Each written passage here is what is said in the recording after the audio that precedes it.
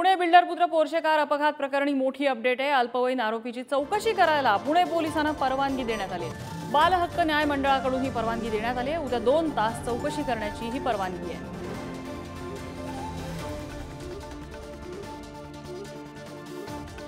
ज्ञानेश्वर चौतमल आपल्याला अपडेट देत आहेत। ज्ञानेश्वर, अखेरीस परवानगी मिळाली आहे चौकशीची।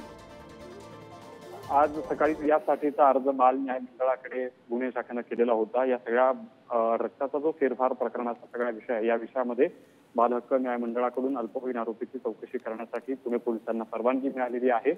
या सगळ्या प्रकरणामध्ये जो अल्पवयीन आरोपी आहे त्याच्यासोबत त्याचे पालक नसतील, त्यामुळे 2 तास परवानगी मिळाली आहे। जी न्याय मंडळाचे सदस्य त्यांच्या उपस्थितीमध्ये ही चौकशी करावी लागणार आहे। एरवी जे अल्पवयीन आरोपी आहेत त्यांच्या पालकांसोबत त्यांची चौकशी करावी लागते। मात्र आपल्याला कल्पना आहे या जे आरोपी आहेत त्याचे वडील हे सध्या न्यायालयीन कोठडीमध्ये आहेत।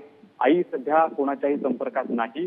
आईचा शोध घेण्यासाठी पोलिसांचं तपास पथक जे आहे ते रवाना झालेलं आहे आणि अशा वेळी पालक उपस्थित नसल्यामुळे आता न्याय मंडळाचे जे सदस्य बाल न्याय हक्क मंडळाचे सदस्य त्यांच्या उपस्थितीत चौकशी होईल। जो रक्ताचा फेरफार झाल्याचा सगळा विषय आहे त्या विषयात नेमकं रक्त कोणी कोणाचं बदललं, जे रक्त कचराकुंडीमध्ये फेकलं गेलं ते कोणी फेकलं, रक्त बदलणारे नेमके व्यक्ती कोण होते, या सगळ्या प्रकरणात नेमका दबाव कोणाचा होता, असे वेगवेगळे प्रश्न ज्या या निमित्तानं उपस्थित झालेत। या सगळ्या प्रकरणाची उद्या गुन्हे शाखेकडून या अल्पवयीन आरोपीकडे उत्तर मागितली जातील। 2 तास चौकशी होणार आहे, पाहावं लागणार आहे या चौकशीत नेमका कोणकोणत्या प्रश्नांची उत्तरं या चौकशीत मिळतात ते आपल्याला बघावं लागेल। ज्ञानेश्वर, अपडेट घेत राहू। तुर्तात धन्यवाद या माहितीबद्दल।